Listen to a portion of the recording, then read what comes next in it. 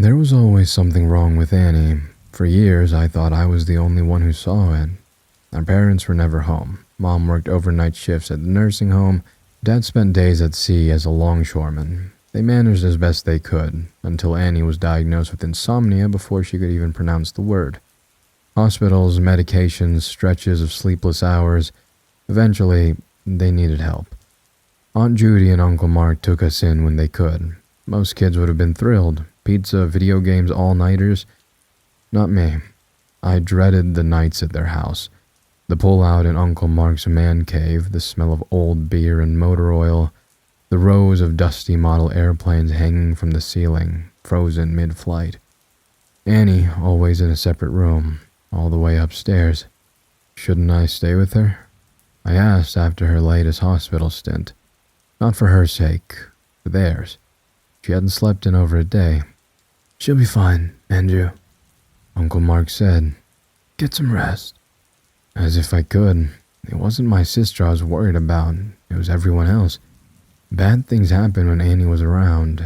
She always knew I was watching. "You don't have to babysit me," She'd hiss, red hair a wild mess around her face. But she was wrong. Annie was good at convincing people to do things. Never forced them, never commanded them.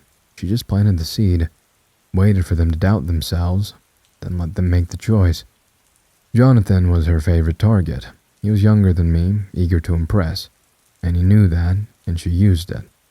"You're actually scared." Annie sat on his bed, legs crossed.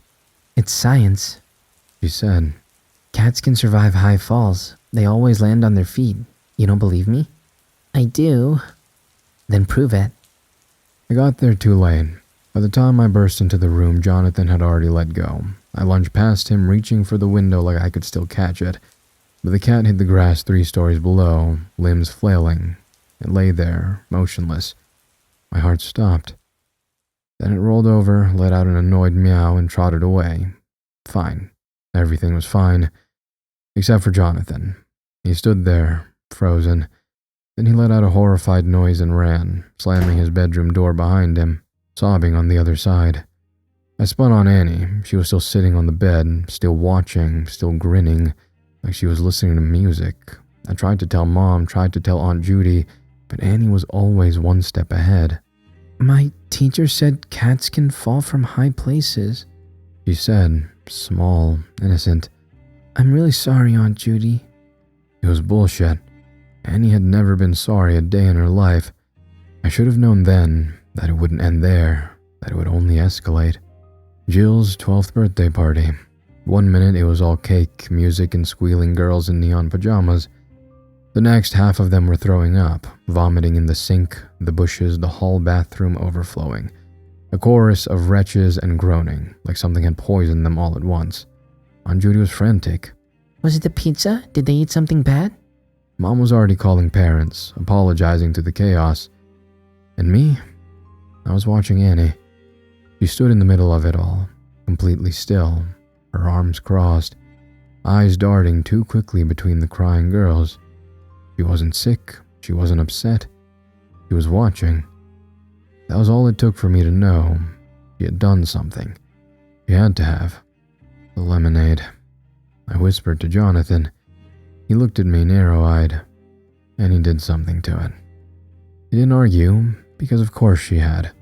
Aunt Judy dumped the lemonade into the sink, cursing under her breath. I got movement out of the corner of my eye. Uncle Mark, standing near the trash can, arms crossed. For just a flicker of a second, his eyes met Annie's, and she held his stare. Not with a smirk or a sneer. Just watching, studying, like she was waiting for something. He knew it was her too, and she knew it would burden him to tell our father. A game of chicken. That night I woke to raised voices, not muffled whispers, not the hushed, bitter exchanges I had learned to tune out. Shouting. I sat up, heart hammering. Mom and Dad's anger bled through the walls. I slipped out of my bed and crept into the hall. The top step creaked as I perched myself on it, just enough to see them in the kitchen below. Dad stood near the table, fuming, his fist braced against the wood like he was holding himself back from smashing it. Mom stood by the sink, arms wrapped around herself. Between them, a silence as brittle as broken glass. We can't send her back there, Mom uttered, quiet, final. Dad's head snapped up. Excuse me. I said we're not sending her back. Dad stared at her like he hadn't heard right, then his face twisted. Oh my God. His throat caught on a dry, humorless laugh. You actually believe her? Mom didn't answer, not directly, but she didn't deny it either. She just stood there, silent. Becky. I know what I saw. Dad slammed his fist against the table. What you saw? You're taking her word over Mark's. I'm taking my own. Something ugly settled between them. I inched further back on the stairs. A part of me wanted to go back to my room, pretend I didn't hear any of this, but I couldn't move. She's a kid, Ray. She's a liar. She's our daughter. Exactly. Dad snapped, eyes wide and wild. Exactly, Beck. She's Annie. This is what she does. She makes shit up. She plays games. She gets inside people's heads. And what if you're wrong? Mom snapped back. Dad froze. The quiet thickened.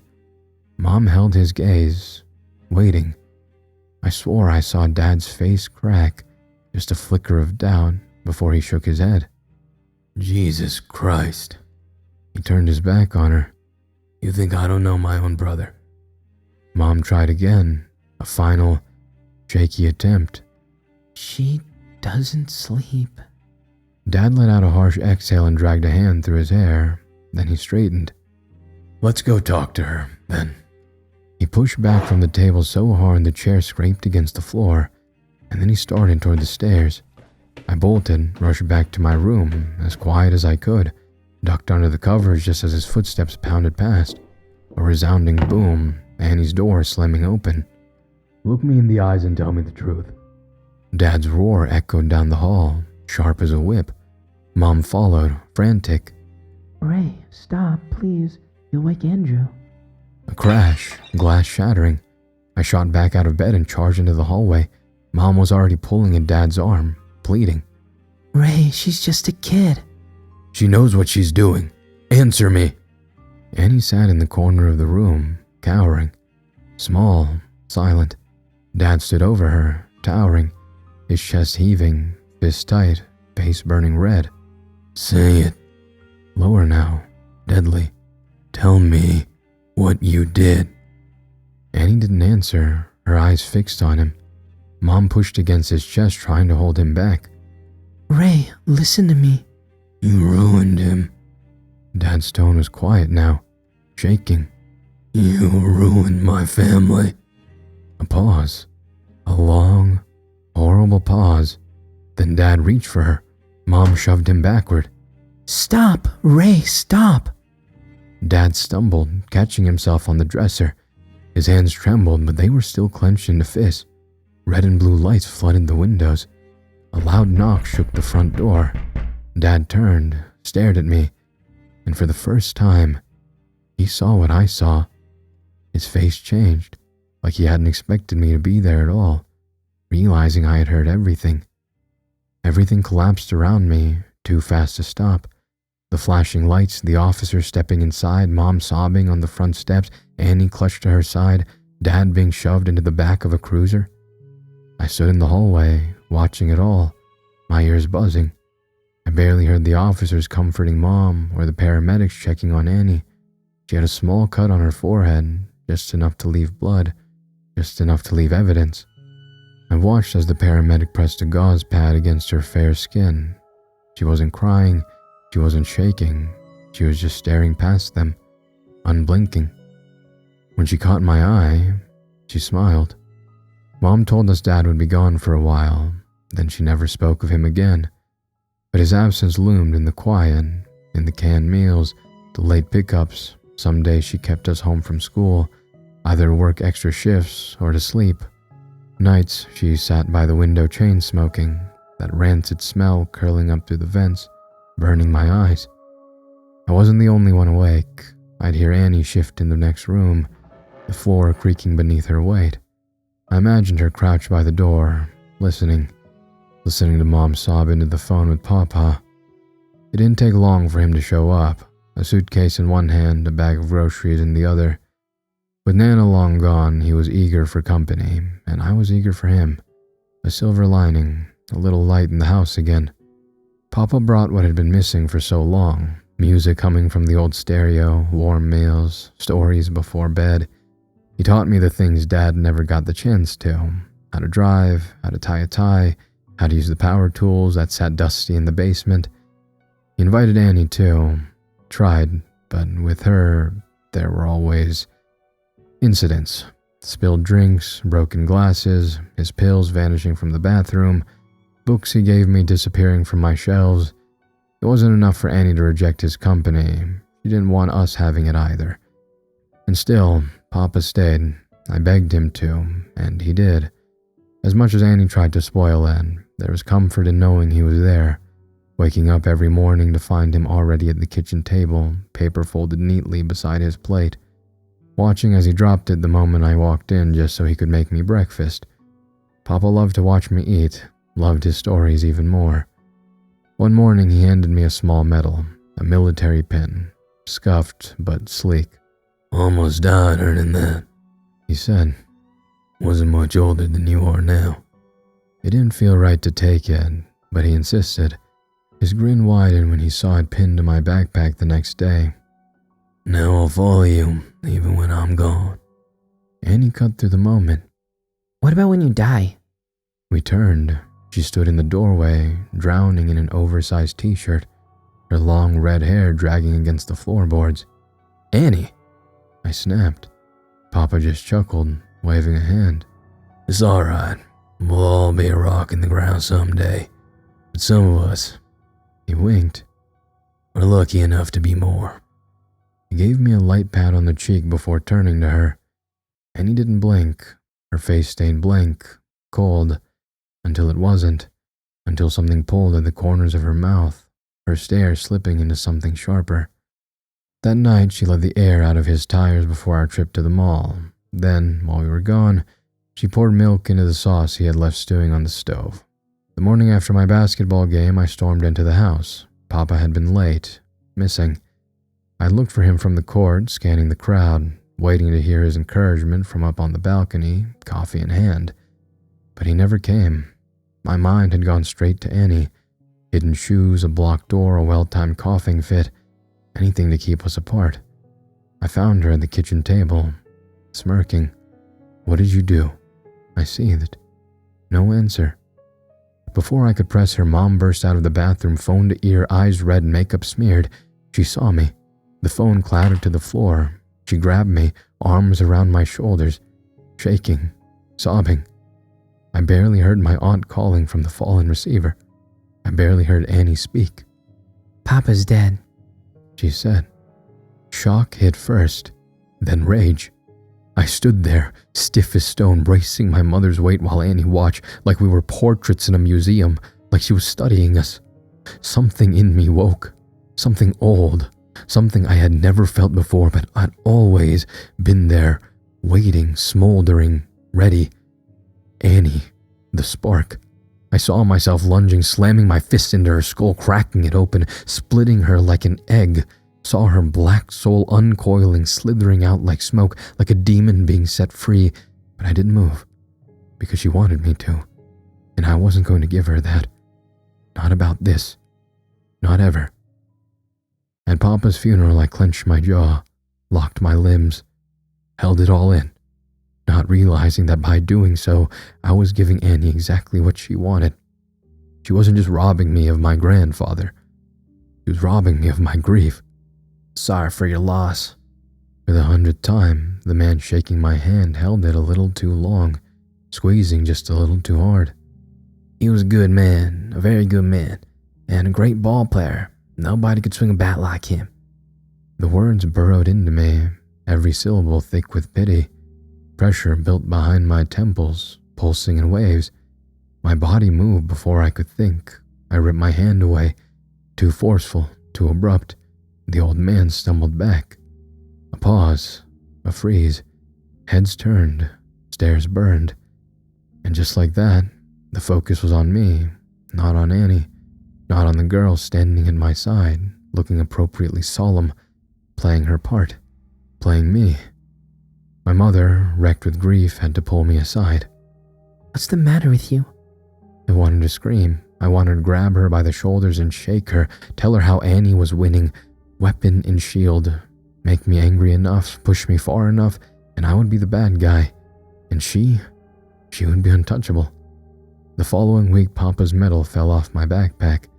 I spent an hour searching for it, ransacking my room, tearing through my drawers, checking the hall, the stairs, the kitchen. Gone, like it had never been mine, like I had never deserved it.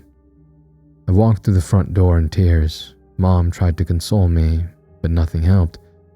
The grief finally cracked through the rage, burying itself deep, twisting into something worse. Annie stood by the counter, watching, amused. How will he follow you now? She said. I thought about killing her that night, holding a pillow over her face, watching her thrash, fingers clawing, legs kicking, her body writhing like all the things she had tortured. She thought she was so clever, so vivid, it made my nails dig into my palms, deep enough to leave marks. Annie's reach extended beyond her presence. Even when she wasn't there, she was. I'd spent years watching her pretend to be something she wasn't, to the point that even the most basic human interactions unsettled me. The way a cashier asks how you're doing, and you ask them back, not because you care, but because it's expected. What if that was everyone? What if they were all faking it? So I kept to myself. Shallow friendships, avoiding eye contact, watching for cracks in the performance. I wasn't afraid of people. I was afraid of what they weren't telling me. Annie's reign of terror didn't end in childhood. For 1 year I had high school to myself, 1 year of peace. Then she arrived, 14 years old, fresh-faced, that same sweet, freckled girl everyone was meeting for the first time. And just like that, I was back in the counselor's office. They treated me like any other anxiety-ridden student, offered passes, breaks, check-ins. They thought it was school, or stress, or maybe something at home. How could I tell them the truth? That I was afraid of my little sister. It hadn't taken Annie long to adapt. She slipped into a role easily, wearing her new persona like a tailored dress. Smiling, soft-spoken, but the wolf was still underneath. She had learned how to hide the teeth. Her cruelty became refined, sharp enough to cut, subtle enough to be ignored. She played with people, with their emotions, their trust. She'd date boys, break their hearts, and take them back just to break them again. Teenage drama, nothing more. That's all anyone ever knew. She towed the line with her teachers, kept her best friend feeling worthless, told people I was abusive toward her. I kept my head down. If I pushed, she'd push harder. I'd learned that already, so I stayed out of her way. And still, the thought of her smirking as she soaked in the pain she caused made my hands itch. Then I met Mr. Harden, the school's new counselor, mid-30s, tall and bearing a striking resemblance to a young Tyler Perry, whose framed photo sat comically on his desk. "Andrew, you're in here a lot," he said with a grin. I nodded, went through the motions. How's school? How are things at home? Sleeping? Eating? Talking to him was no different than the script exchanges at checkout lines, the small talk at Papa's funeral, words spoken for the sake of speaking. For weeks he sat through my silence, patient but never patronizing. But it wasn't his kindness that won me over. It was his fairness. One morning I slipped into his office without knocking, my usual escape from the world outside, but someone was already there. Mackenzie Ritter, theater kid, social outcast, face bared in her hands. "You can't just walk in here," Harden said flatly. "We're in the middle of something." I just need a pass. "Then you shouldn't have been late." His eyes were steady, unmoving. Heat flared inside me. I turned and walked out, resentment simmering. But he was right. It was my fault, and he hadn't bent the rules just because I was struggling. Justice. The world as it should be. Over time, I started talking, and one day, Harden finally asked, "What happened to your father?" I stalled. "He's in jail." My leg bounced against a chair. I swallowed. I know why, I just... My hands clenched. I don't know how to say it. I exhaled slowly, pressing my thumb hard into the side of my index finger. Whatever I say in here, it stays, right? Of course, as long as nobody's in danger. For the first time in my life, my red flags went down. I told him everything. Annie, the things she had done, the things nobody else believed, the things I was afraid to say out loud. It poured out of me.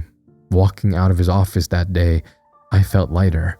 The weight I had carried all these years finally lifted. Then I turned the corner, and Annie was waiting. What did you say to him? She hissed. My little sister, barely 5 feet tall, but I couldn't look her in the eyes. I dug around my locker like I was searching for something. Nothing, I said. Then why does he want to meet with me? I kept my back to her, sifting through papers that didn't need sorting. Maybe she'd leave. Maybe someone would pass by and see us. Maybe. The locker door crashed shut, on my hand. Pain shot up my wrist. My scream tore through the hallway. Everything stopped. Teachers rushed from their classrooms. Students froze, buzzing with confusion. The closest gasped, voices rising. I slid to the floor, curling into myself, cradling my hand. Annie was already gone.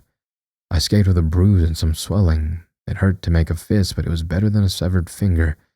The painkillers helped, but the real relief? Annie got in trouble. For once. Not just with Mom, with the school. And better yet, the cracks in her mask were finally showing. Students swapped stories. Rumors spread like wildfire. They noticed things now. Things they had ignored before. Things she never wanted them to see. I overheard a group of girls whispering on the bus one morning. Have you ever heard her laugh?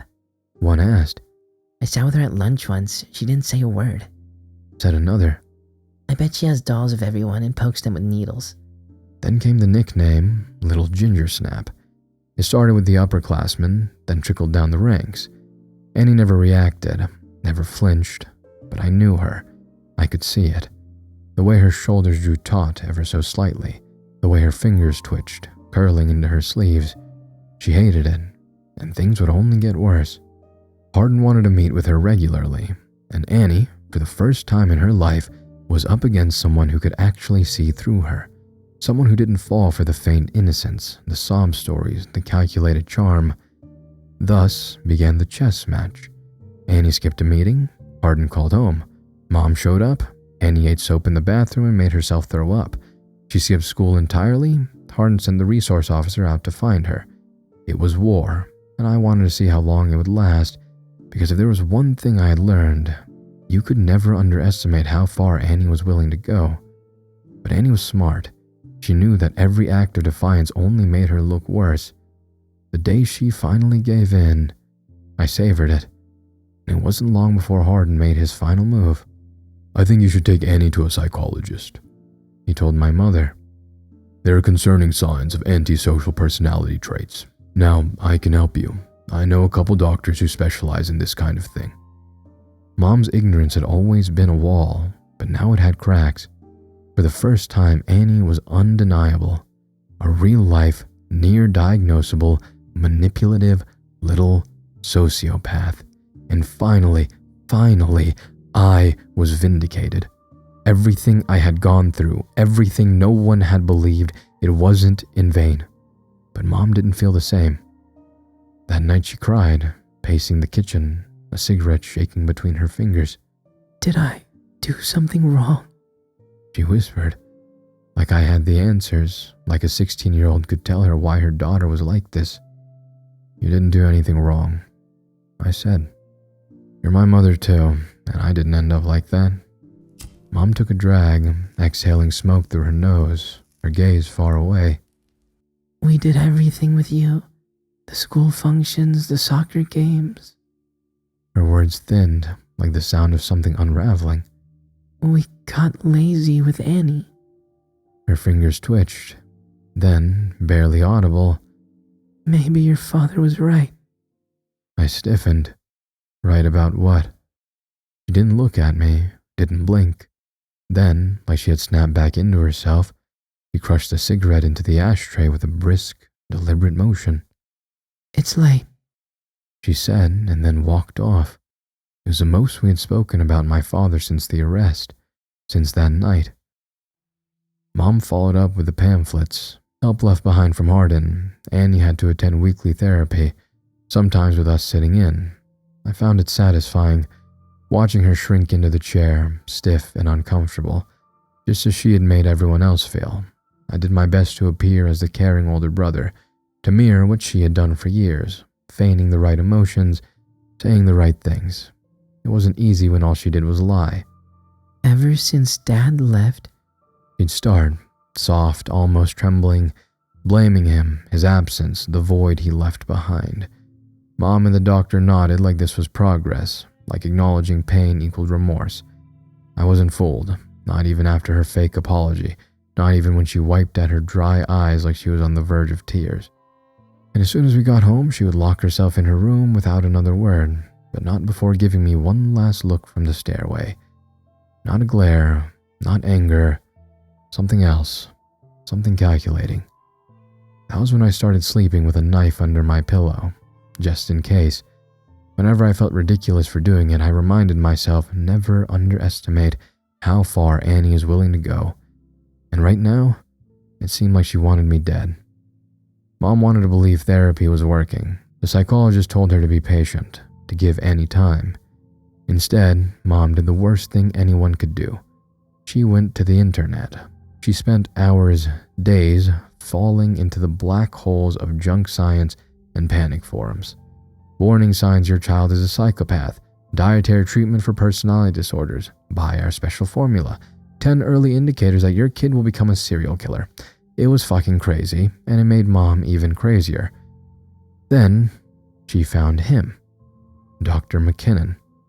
A private practice in Boston, a so-called expert in personality disorders, famous for helping the FBI catch the Bear River killer.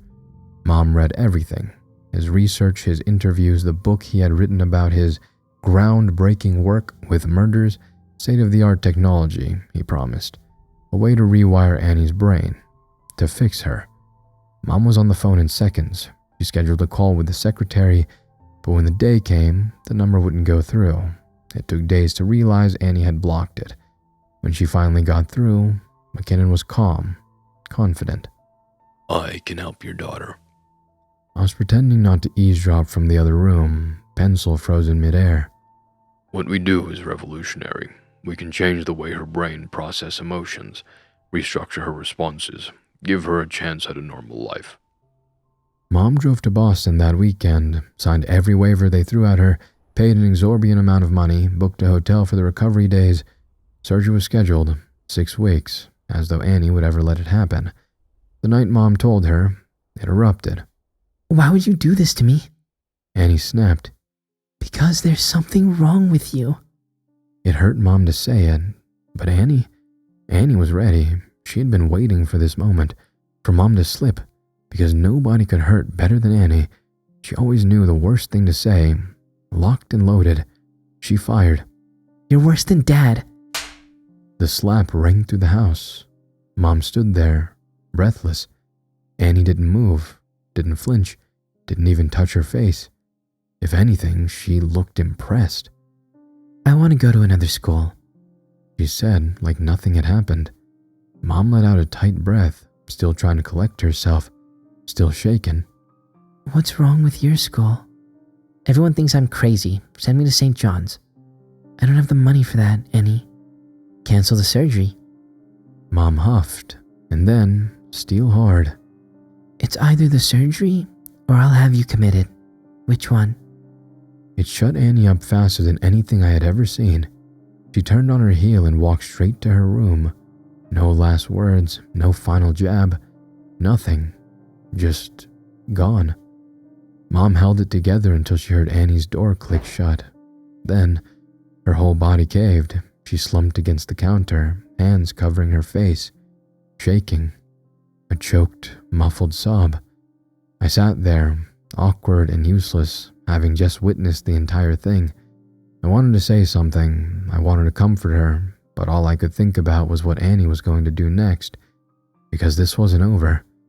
I expected her to run away, or worse. That night, I barricaded my door. I slept with my fingers wrapped tight around the handle of the knife under my pillow, and I prayed. Days passed without incident. Annie went to school, walked home, did her homework, ate dinner, went to bed. It was unnerving. I told Hardin as much. I had been seeing him more frequently as the end of the school year drew closer. Hardin, of course, couldn't discuss Annie's sessions, but he indulged me on the topic. She's a monster. I said, the world would be better off without her in it. The world felt too easy, too natural. More than that, I meant them. Hardin noticed. He leaned forward, his expression neutral. That might be the problem. What? My legs started bouncing. Andrew, you vilified her for so long that you're forgetting she's a person too. My fingers tapped against the armrest, restless, annoyed. I'm not saying you're wrong to feel the way you do, Hardin continued, but you should try to understand who she really is. Right now, you see her as a force of destruction, a tornado ripping through everything for no reason. He angled his head. But I promise you, there's always a reason. I scoffed. Like what? Control, mainly. Hardin folded his hands in his lap. Annie needs to control not just her life, but everyone in it. And now, for the first time, she's losing control. That terrifies her. That's true for everyone, I said. And nobody else does what she does. We're all just trying to figure out how to navigate life, your sister included. But sometimes, things happen to people that change the way they move through the world, and not all of us were given the tools to deal with that the right way. His tone was even, calm. I hated that. He dropped his gaze for a moment, and I caught something flicker across his face. Regret, hesitation, a second too long of thought. Did something happen to her? I asked. Hardin looked at me, sad. He didn't answer. Before I could push, the office door flew open. Principal Matthew stood in the doorway, face tight. Behind him, 2 uniformed officers. My blood ran cold. Hardin straightened immediately. What's going on? He asked. Terrell Hardin? One of the cops stepped forward. Please stand up. The room tilted. What? I started, but my throat barely worked.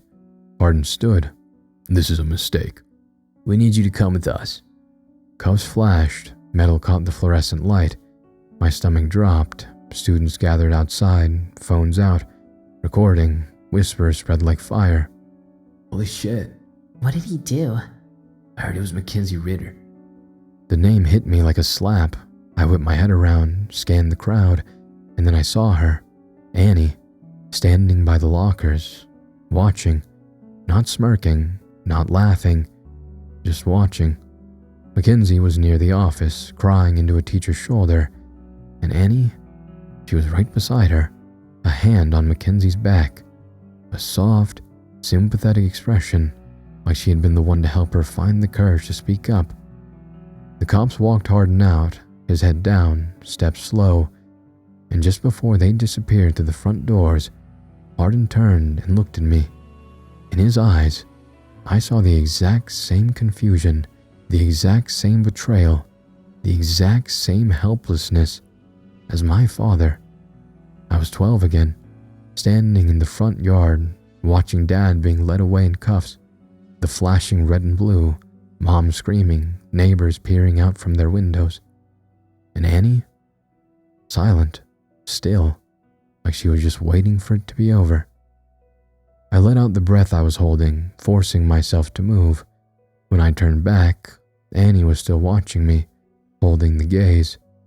And then, slowly, effortlessly, her lips curled. Not wide, not obvious, just enough. Just enough for me to see. Just enough for my body to go rigid, for heat to climb the back of my neck, for the air around me to feel suddenly, suffocatingly thick. Phones were still up, students were still whispering, the crowd was pressing in from all sides, shoulder to shoulder, trapping me in place. I wanted to move, to breathe, to charge right up and hit her, hard, right across the face, but I couldn't. I could only stand there. drowning in the heat of my own skin, pulse hammering in my skull, fists curling uselessly at my sides, and watch as the smile grew. I didn't knock. I shoved her door open. Annie barely looked up from her bed, flipping a page in her book. "What?" she said, casual, like she hadn't just destroyed a man's life and walked away unscathed. I stormed in, huffing in a white-hot rage. "How the hell do you sleep at night?" She sighed and slipped a bookmark between the pages. "I don't." "You lied. You set the whole thing up. Mackenzie? What the fuck is wrong with you? He didn't touch her and you know it." I was shaking. Annie tilted her head, watching me like I was some fascinating new specimen under a microscope. "Maybe you missed the signs," she said. I laughed bitterly. "Huh, bet Harden didn't. He saw you, and you couldn't handle it, just like Dad." For the first time, something flickered across her face.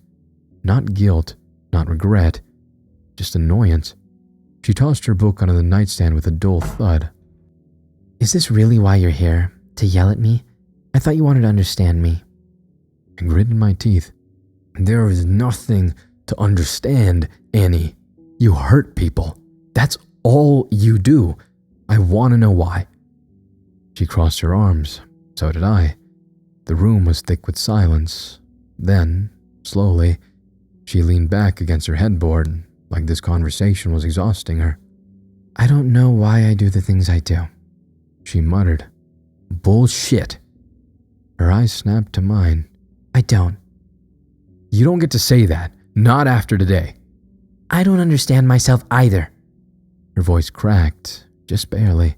She inhaled, slow and measured, rolled her shoulders back, regained her composure.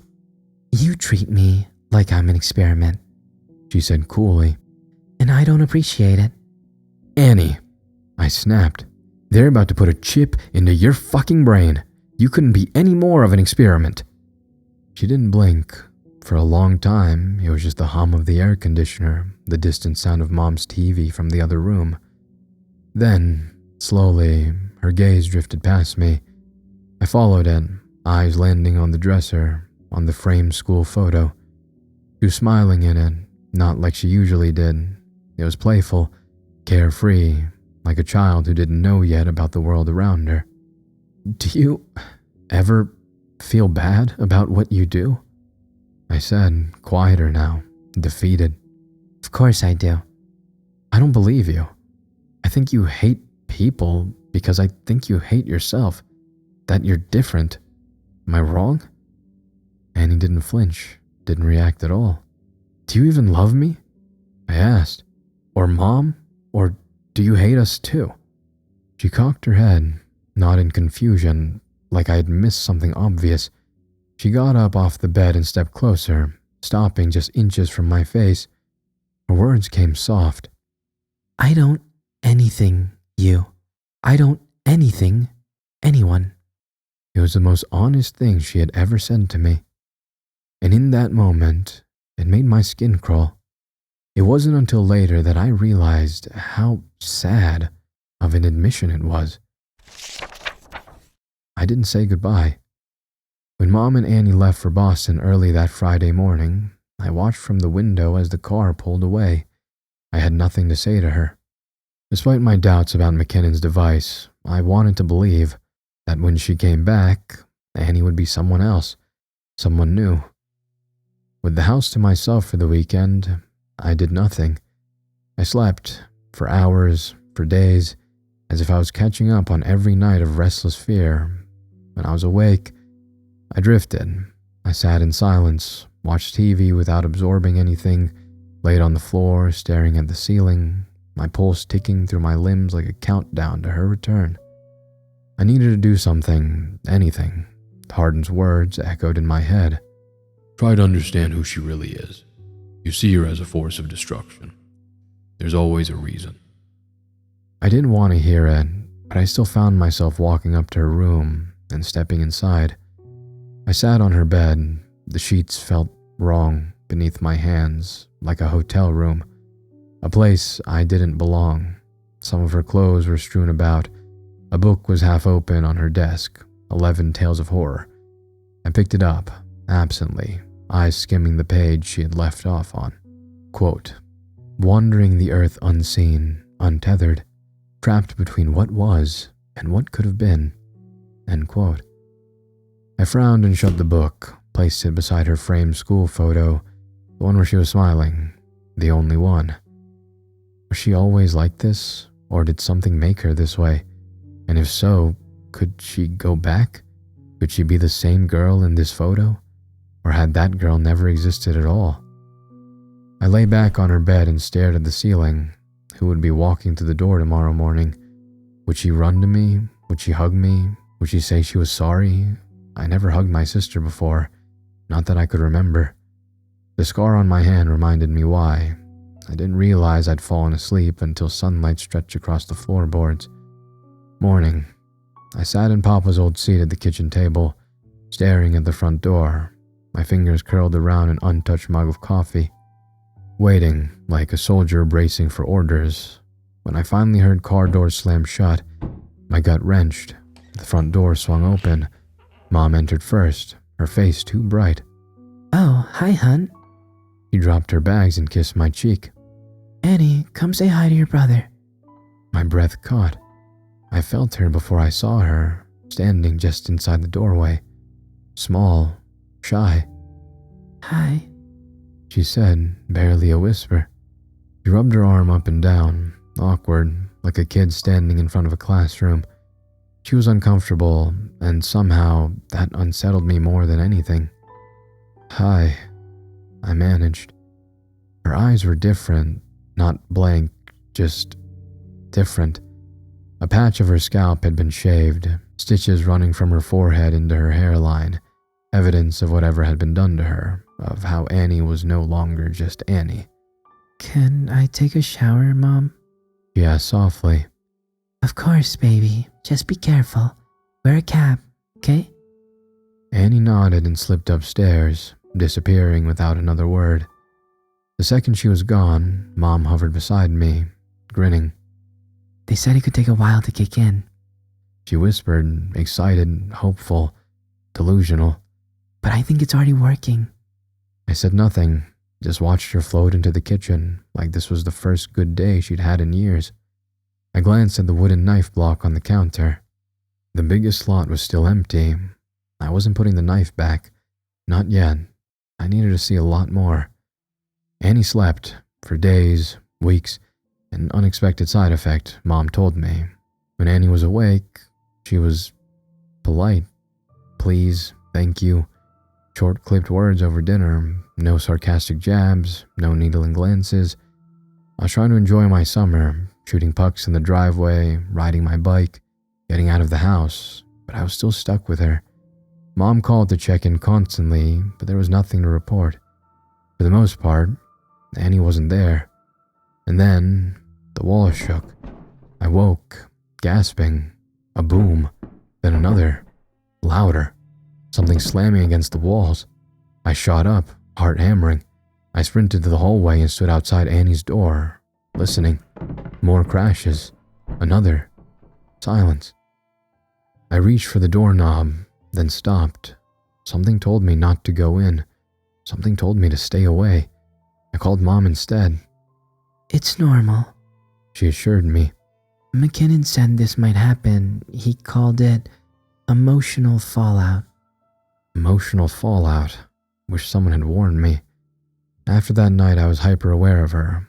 I would hear her, faint through the walls, muttering, talking to herself. At first, I thought it was my imagination, but it kept happening. Night after night. A soft whisper, a faint gasp, a cough that never seemed to end. It was growing louder each day. One night, I pressed my ear against her door. The house was quiet, the distant hum of the air conditioning, the dull buzz of a street lamp outside, and Annie whispering. I couldn't make out the words, a one-sided conversation, murmurs creeping beneath the crack of the door. I wanted nothing to do with her, and yet I was curious, so I knocked. "Come in." Annie called, voice small. My fingers tightened around the doorknob, lingering for a second. The metal was warm and faintly damp. It was sweltering outside, the kind of summer heat that made the walls sweat. But when I stepped inside, I found her wrapped in blankets, cocooned up to her neck. Only her face peeked out, pale, waxen. I stood by the door, where I had the last time. "Are you okay?" I asked, half-hearted. I already knew the answer. Her face twisted, a scrunch of features, like a child on the verge of a tantrum. Except this wasn't an act. She burst into tears, hard, heaving sobs. It caught me off guard. I had never seen her cry like this. Real, ugly, raw. Something inside me warmed. A slow, crawling satisfaction unfurling in my chest. She shook her head violently, the blankets rustling around her. "I don't like this. She gasped between sobs. I don't like it. I don't like it." She reached for my hand. I pulled back instinctively. I should have felt bad, but instead, something light, intoxicating, euphoric, bloomed inside me, like stepping into the sunlight after a lifetime in the dark. I'd waited years to see her like this, weak and powerless. It should have scared me how good it felt. Instead, I just watched.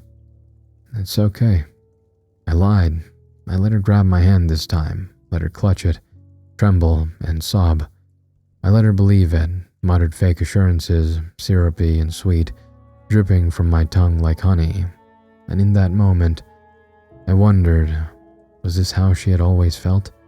Had she watched people break apart with the same detached curiosity, looking down on people suffering the same way I was looking at her now? If so, I pitied her more than I ever thought I would. That night, it was Annie who knocked. I hardly had time to sit up before the door cracked open. She crept inside like a cat, silent, fluid. I watched as she crawled onto my bed, legs crossed, movements careful. The air was muggy, unbearable, and yet she wore a hoodie and sweatpants. "Sorry about earlier." She said lightly, like she hadn't spent the afternoon crying into my hands. "It's fine." "It's not fine. I know you hate me. You don't have to act like you don't." I didn't reply because I didn't know what I felt. "You were right. She continued. I hate myself too." Plainly, no emotion, no drama, just a fact. "I'm jealous of everyone." She stared down at her lap. "You asked what it's like to be me." She exhaled, long and steady, a quiet, measured thing. "It's like being a ghost, floating around, lost." Her finger traced a circle on my blanket. "You don't remember who you are or what it was like to be alive. You just exist. Nobody even knows you're there." She kept tracing, the same slow movement. "You watch everyone else live their lives, laughing, eating, talking, and you wonder, why can't I feel like that?" She huffed out a breath. "It makes you feel sick." I frowned. What? She didn't look at me, didn't stop tracing. "So you make them sick." A long pause. Something about those words sent a slow coil of unease through me. "People only see what they want to see." She continued, softer now. "Like Dad. He didn't know you were watching him, did he?" I froze. Something cold crept over me. I shook my head. Her lips curled, eyes flicking up, gleaming. "But then he turned." She leaned in, whispering. "And he looked so surprised. I held still, barely breathing. Like he thought he was the ghost." A beat of silence, then she pulled away. She stretched, settling back against the pillows. "That's why you stay in the background," She went on. "Watch everyone else live. It's not fair, so you mess with them, push them, just to see if they notice. She tipped her head slightly. Because, just for 1 second, their screams make you feel like you're real."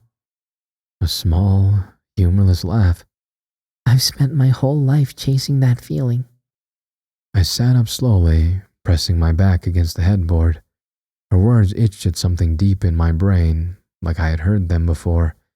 Not a memory or a dream, in a thought I had never let myself say out loud. I never hated you, Annie. I muttered. I was afraid of you. Are you still afraid of me? I hesitated. No. She held my gaze, too still, too knowing. I hoped she'd believed it.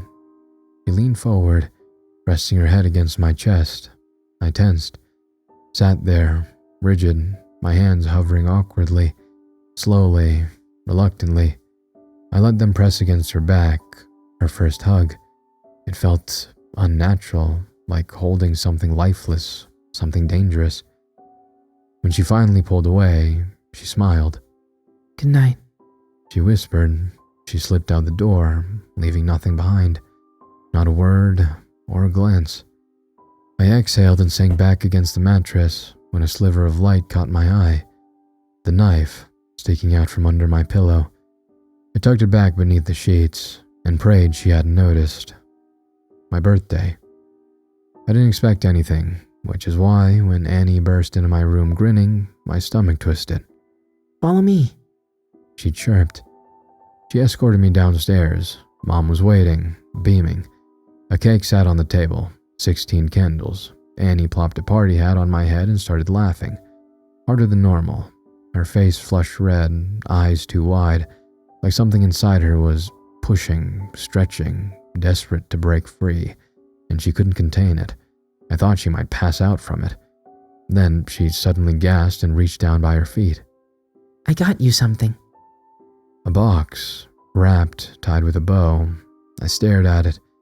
The room felt still, my body moving at half speed. I didn't want to open it. I had a feeling this wasn't just a gift, not from her. I peeled back the wrapping. Inside, nestled in the corner, was Papa's medal, dulled with age, the ridges worn smooth by time. My ears rang. I'd spent years believing I lost it, and all this time she had been holding on to it, waiting for the right moment to give it back, waiting for me to believe her. Annie watched me, eyes darting toward Mom, who was pleading with me, begging me not to ruin this, begging me to play along.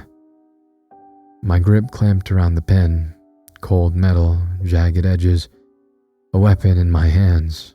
I could have shoved the pin straight into Annie's throat, could have slid it across her skin like a blade, but when I held it in my hand, the rage disappeared.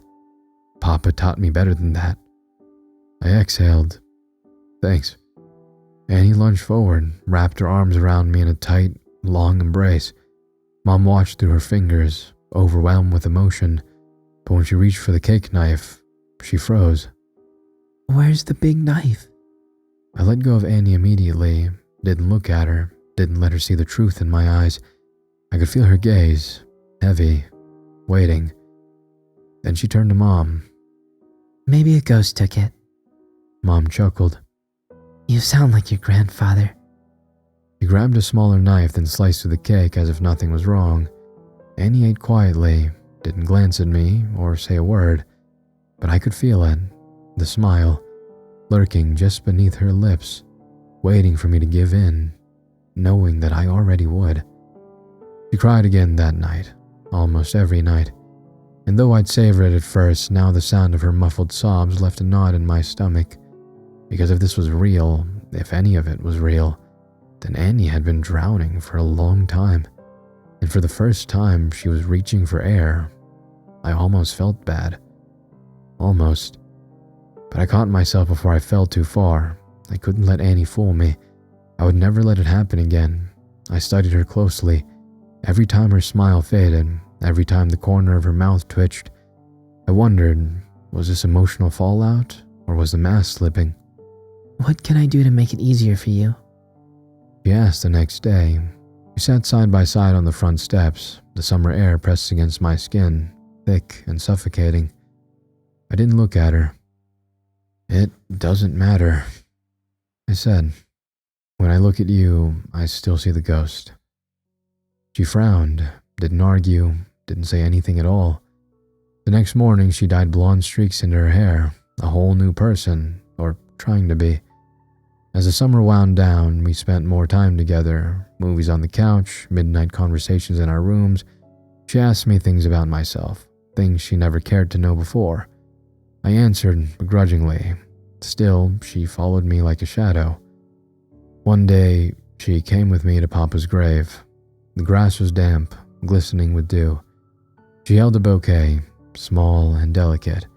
In her hands, it made her look washed out, like the color had drained from her. She laid the flowers carefully before his headstone, then slipping her arm through mine, resting her head on my shoulder. Her scar was still visible, a faint line cutting through the thin patch of hair that was growing back. "You doing okay?" I asked. Yeah. "It's just, I hear you crying every night." She didn't answer right away. Her fingers curled tighter around my arm. Every time I close my eyes, She said. I see it all. Everything I've ever done. A chill pricked down my neck. Of all the things I knew about Annie, I was afraid of the things I didn't. I took a breath and asked the question I'd been wondering my entire life. Did something happen to you to make you the way you were? She scoffed, but when she saw the embarrassment on my face, her expression softened. No, Then, quieter, I always knew I was different. I didn't get the point of having friends, or hugging mom goodbye, or coming here, her tone flattened. talking to the ground. I scanned the rows of graves. Some had fresh flowers, candles flickering in their glass casings. Others were bare, forgotten. To be more than rock, I said, echoing Papa's words. Annie's fingers slipped from my arm. Her expression curdled. She took a step back, crossing her arms, like the words had touched something she didn't want touched. And then, I caught it. More than discomfort, something deeper. A shift behind her eyes, fleeting, but there, a flicker of something I'd only seen once before. That night. I braced myself, hesitated, and then, before I could stop myself, "You never talk about that night." She stiffened. "When Dad snapped at you, I've never seen him like that before." Her arms tightened around herself. "Why did he lose it?" She flinched, small, almost imperceptible. Then, her entire body went rigid. I made it up. She said. A pause, then nothing. No explanation, no defense, just the steady rise and fall of her breath. I blinked. "What?" She didn't look at me, didn't repeat herself. The words hung in the air, fragile as dust, waiting for the slightest movement to send them falling apart. Annie's jaw was tight, fingers digging into her arms, like she was holding something in, like she had pressed a lid down so tightly nothing could get out. "Annie." I tried. "What happened?" She pulled back, her shoulders snapping straight. I don't want to be here anymore. "I'm sorry, I didn't mean to." She walked off, fast. Her footsteps crunched through the grass. I followed, but she didn't say another word the whole way home. When we got inside, she lingered by the staircase. Her voice was barely a breath. I'm sorry. She said. I'm not feeling good. Then she disappeared into her room. That night, for the first time in weeks, I didn't hear her cry, and for some reason, that worried me more. The last week of summer, Jonathan invited me to the family lake house. It was sudden, but Aunt Judy and Mom had been making more of an effort lately, texting, calling, trying to close the gap that had been widening for years. We used to see them all the time, back when we were kids, before things got messy, before Annie. Mom wasn't thrilled about leaving Annie home alone, but Annie and I both assured her she'd be fine. I reminded Mom how little I had done all summer, how badly I needed this, and eventually, she caved. I packed my bags and left for 5 days of normalcy. Jet skis, hot dogs, fireworks. For the first time, I let myself enjoy it, let myself breathe. The second night, I told Jonathan everything, probably more than I should have, but after everything Annie put him through as a kid, he deserved to know. He listened, took a long sip of beer he was far too young for, and turned to me. "You really think it worked?" We sat on the deck, the lake stretching out before us. His cat, Mila, was curled in his lap, the same cat my sister had coaxed him into dropping out of a window all those years ago. I watched him run his fingers through her fur, my thoughts somewhere else. "Seems like it," I muttered. Jonathan nodded to himself. "I'm sure it does." Something in the way he said it made my stomach turn. I watched him stroke Mila's head, too casually, like he was thinking of something else. A strange, hot spike of anger crawled up my spine. Why was he so sure? Why did it sound like he knew something I didn't? I cleared my throat. "Where's Jill?" Jonathan didn't answer right away, just kept petting Mila. Long, slow strokes. "Ask your sister." I blinked. What's that supposed to mean? He exhaled through his nose, something like a laugh, but his jaw was tight. "Nothing." A lie. Sweat clung to my back, but my chest felt hollow, cold in a way that didn't belong. I should have asked more, pressed harder, but I didn't. Instead, I sat there in the summer haze, staring out at the lake, letting the night swallow the conversation whole. For the first time in my life, I felt something new. Not hatred, not fear, something protective. I found myself wondering how Annie was doing, and for the first time in years, I felt guilty for leaving her. When Aunt Judy dropped me off at home, I went straight to Annie's room. It was empty. My stomach tightened. The sheets were rumpled, the closet door cracked open just enough to see dark inside. A glass of water sat half full on her nightstand, a thin ring of condensation pooling at the base, like she had just been here and vanished mid-breath. I called Mom. No answer. Tried again. Nothing. I checked the rest of my house, my fingers gripping my phone too tightly. The walls felt thinner, the air too still, as if the house itself was waiting for me to notice something. Then, chirping. I turned. Mom's phone sat on the kitchen counter, right there. Forgotten. A sinking feeling swirled in my gut. "Mom?" The words sounded too loud, the kind that gets swallowed by silence instead of breaking it. Nothing. A low buzz beneath my feet. Not a phone or a voice. Something else. The floorboards vibrated. I followed the sound of the basement door, tried the handle. Locked. My breath stuttered, each inhale ragged and uneven. Something was wrong. I pounded my fists against the wood. "Annie?" The buzzing didn't stop. Mom's phone kept ringing, its shrill tone weaving into the mechanical hum. The noise scraped through my ears, then a scream, sharp, muffled, from below. I slammed my fists against the door. "Annie!" Another scream, higher, worse. I didn't think. I kicked the doorknob. Again, harder. Wood cracked, the frame splintering around the lock. I kicked again, hard enough to break through. The door swung open. I ran down the stairs, turned the corner, and froze. Annie sat on Dad's old workbench, shoulders hunched, arms trembling, a power drill in her hands. Blood splattered the wood. I couldn't move, couldn't breathe. The drill bit was pressed into her skull right where the scar had been unstitched, the place where McKinnon had put the chip. She looked up. Annie's wide, bulging eyes snapped to mine, hair clumped with blood hanging over her face like a mask. She looked like a monster, or like she had seen one. Her scream ripped through the basement. "I want to go back." She dug the drill in deeper. "I want to go back." Annie didn't puncture too far. They stitched her up, monitored her, gave her medication she wouldn't take. Mom was beside herself. She blamed herself for leaving her alone, for leaving her phone behind. I can't blame Mom. I blame McKinnon. When Annie was released, Mom drove her straight back to him. McKinnon was thrilled. "The good news is, the device is clearly working." Mom wasn't amused. "Can you lower the effects? It's too much for her." McKinnon only smiled. "Unfortunately, no. Give her time to adjust. You have to understand." He leaned forward. eager, like a scientist watching an experiment unfold.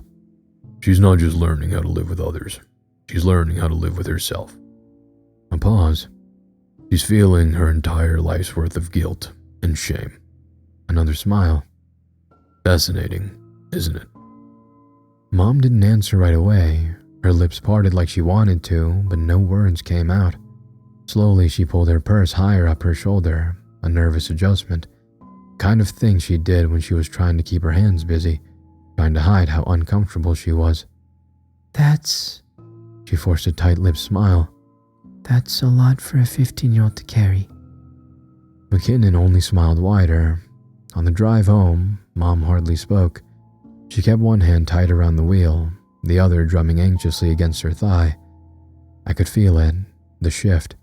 Something about today had settled wrong inside her. A week later, she transferred Annie to St. John's Prep after all, drained what little money we had, desperate to keep Annie stable. More therapy, more meds, and gradually, the outburst stopped.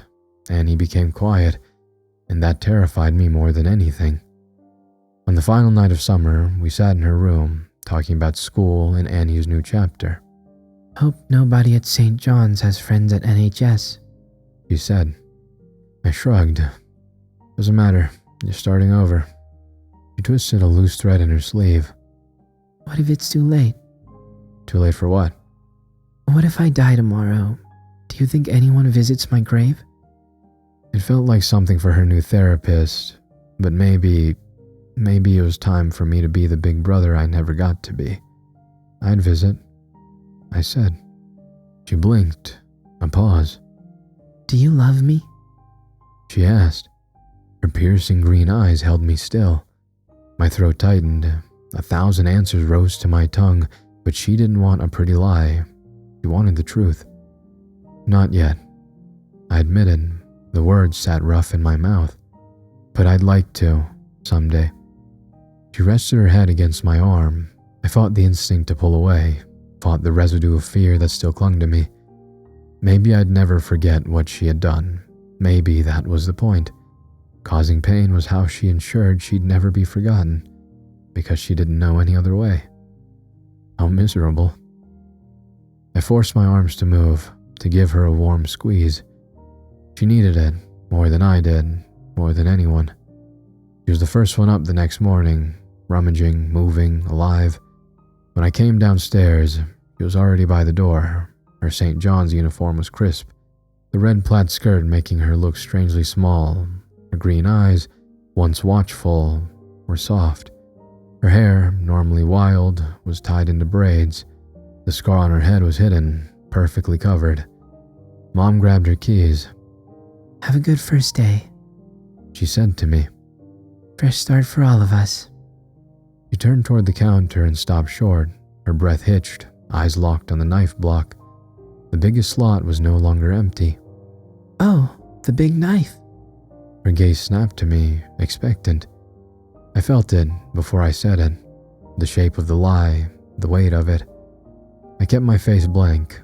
It was in the drawer, I said smoothly. Guess the ghost didn't need it anymore. I risked a glance at Annie. She was already watching me, smiling, bright, knowing, like she had been waiting for something. Mom wagged a finger. Enough with the ghost stories. She scolded playfully. Heard enough from your grandfather when I was little. I never slept. She kissed my cheek. Don't forget to lock the door on your way out, Andrew, and wish your sister luck. Good luck, I called. Annie smiled wider, the corner of her mouth pinched tight between her wrinkled nose. She waved, then followed Mom out the door. For the first time, I was genuinely happy for her, for the people at St. John's, for the ones who would never know the girl she used to be, the ruin she left in her wake. None of it mattered anymore. Annie was a normal girl, ready to live a normal life, and I was ready to live mine. But that smile, I couldn't get it out of my head. It followed me my whole life. And now, I don't know if she's haunting me, or if I'm the one haunting her. Why the hell was she smiling at me like that? Oh man, a few weeks ago when he sent me this story, because I asked him if I could do a remastered version, and he told me that he had a rewritten version, and he sent it to me some time later. And when I looked at the word count, I saw that it said the app I used to like read the story into the microphone, it said that the estimated reading time was about an hour, which is generally pretty accurate. And the original version of this story was about 30 something minutes. It was close to 40. Granted, I read faster back then. So I knew that he added some stuff, which I was really excited to see. And wow, yeah, the world was just given way more life, and he added things that the word count limit on Reddit didn't allow. And super, super amazing story. I loved how more fleshed out it was. This time, hopefully, I'm not going to put a song that will copyright me at the end and then have to leave everyone commenting what happened at the end. So I really hope you guys enjoyed this story. And surprise, good news, or cool news, super cool news. Jay Coate, the author of this story, and have I read another? Oh, the author of The Pontiac Man, of course. You all love that story, one of the best ones on my channel. He actually got a deal for a movie. I am super proud of him. He's an awesome dude. I've spoken to him as a friend, not just an author. He was always supportive of my narrations, and he really loved them, and he was really kind, letting me narrate Pontiac Man and stuff. And overall, he's just a really awesome dude. And he got one of his stories. It was originally titled "I Pretended to Be a Missing Girl." He got a movie deal signed for it. It is going to be produced and made. It will happen. You will see it. And that is super duper exciting. And Jay Coate, I am so proud of you, man. Good job. You absolutely deserve it. You are an incredible writer, and it is incredible news. So thank you all for listening to this story. Leave some congratulations in the comments for Jay Coate, and make sure you watch the movie whenever it comes out. And thank you for hitting all the buttons below. I will see you in the next one. Ego Volt Anima Vestra.